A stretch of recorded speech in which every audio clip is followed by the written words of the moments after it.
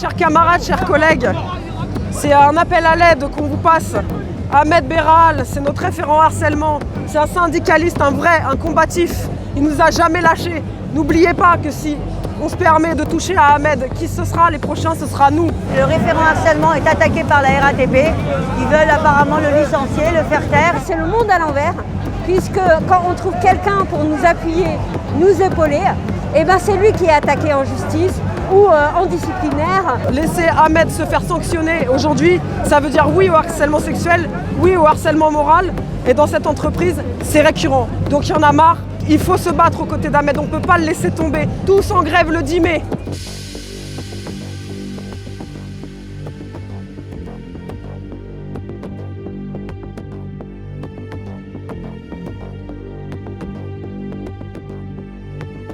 J'ai moi-même subi une agression sexuelle sur mon lieu de travail. Ahmed Berral, ça a été la personne qui m'a orienté, qui m'a aidé à me sortir de ce carnage, en fait, de cet enfer. Parce que je vivais à l'époque un enfer dans mon dépôt, du harcèlement en tout genre par rapport à cette histoire.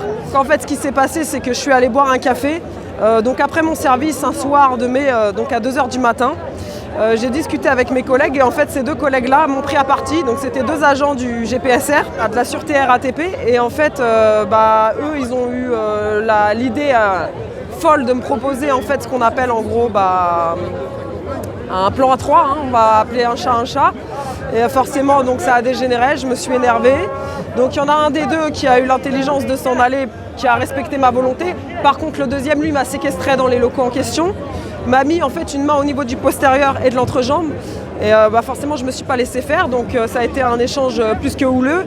Donc moi je lui ai mis un coup de genou au niveau des parties intimes, ce qui m'a permis ensuite bien sûr de m'enfuir. J'ai très mal vécu cette chose-là, et donc je suis allée voir la direction ensuite. Et la direction à ce moment-là, donc elle m'a écoutée pour au final me dire madame, on n'a pas assez d'éléments, donc cette affaire sera classée sans suite. Avec, je dirais, pendant l'entretien au siège de la RATP, où il y avait des questions qui étaient orientées. J'avais espoir que cet entretien découle sur quelque chose, mais en fait, ça n'a rien donné du tout. Et au jour d'aujourd'hui, ces deux personnes-là continuent de travailler. Donc moi, c'est pour ça que j'ai décidé aujourd'hui de me battre. Et c'est moi-même qui ai contacté Ahmed Berral. Cette personne-là, je ne la connaissais pas. Elle m'a tout de suite tendu la main, elle m'a écoutée. Et elle m'a dit, Christelle, on va se battre ensemble. Et en fait, laisser Ahmed se faire sanctionner aujourd'hui, ça veut dire oui au harcèlement sexuel, oui au harcèlement moral. Et dans cette entreprise, c'est récurrent. Donc il y en a marre. Et quoi qu'il arrive, on va se battre jusqu'au bout avec Ahmed. C'est un délégué syndical et avant tout un référent harcèlement. C'est lui qui soutient et qui aide les femmes en difficulté, que ce soit pour des harcèlements sexuels ou moraux dans la société. Et en fait, on a appris qu'il y a quelques jours que la RATP tentait de le licencier. Donc on vient soutenir parce qu'on a besoin de lui et on trouve que c'est injuste et complètement aberrant qu'un garçon qui fait aussi bien son boulot, qui est là, qui se donne corps et âme pour défendre les femmes, dans une société aussi, aussi misogyne, j'ai envie de vous dire, est en train de se faire pousser à la porte avec un dossier construit de toutes pièces, avec des accusations plus que mensongères. Moi je suis outrée, nous les femmes de la RATP, on le défend, on est là pour le défendre. Ce qui me révolte dans cette affaire contre Ahmed, c'est surtout qu'encore une fois, on ne prend pas en compte la victime. Et donc ce sont mes collègues et parfois ce sont mes amis, les femmes, encore une fois. Et pourtant, malgré tout ce qu'on dénonce, que ce soit au sein de la RATP, que ce soit au niveau national, encore une fois, notre parole est constamment mise en doute. Et là, c'est le monde à l'envers, puisque quand on trouve quelqu'un pour nous appuyer, nous épauler, eh ben c'est lui qui est attaqué en justice ou en disciplinaire ou qui est montré du doigt. Et ça, c'est pas normal, parce qu'en attendant, mes collègues, mes amis, elles deviennent quoi psychologiquement, qui les croit.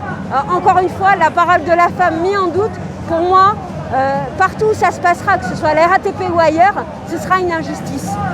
On ne se lève pas un matin et on se dit tiens, je vais raconter n'importe quoi. Non, quand on parle, c'est qu'il s'est passé quelque chose et on aimerait être prise en charge, et crue surtout.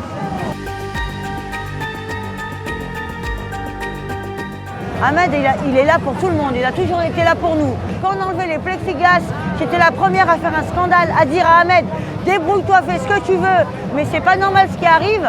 Il s'est battu, il a fait tout ce qu'il a pu, il nous a remis les plexis et aujourd'hui, c'est lui qui est sur la sellette. S'il n'est plus dans ce dépôt, imaginez ce qu'ils vont faire de nous en fait. Imaginez notre vie au dépôt sans Ahmed Beral. Je vous demande, chers collègues, de réaliser ce qui se passe aujourd'hui. C'est très grave. Si on touche à Ahmed, on nous touche tous. Donc, ce qu'ils comprennent, la direction, c'est simplement le rapport de force. C'est-à-dire qu'on ne pourra rien obtenir sans faire grève. On n'est pas à 100 € près. On a été capable de faire grève pendant 2 mois l'année dernière. Sans Ahmed, on va tous couler. Donc, s'il vous plaît, mobilisez-vous. Le 10 mai, tous rendez-vous à la Chambaudy à 12h30. Ahmed Beral n'a pas tiré de pare-balles. Et là, ils veulent l'achever. Il a pris 2 mois de mise à pied, il a pris des tas de sanctions. Pour le 10 mai, j'appelle à tous mes collègues et toutes mes collègues d'être en grève, que ce soit à Flandre et ailleurs.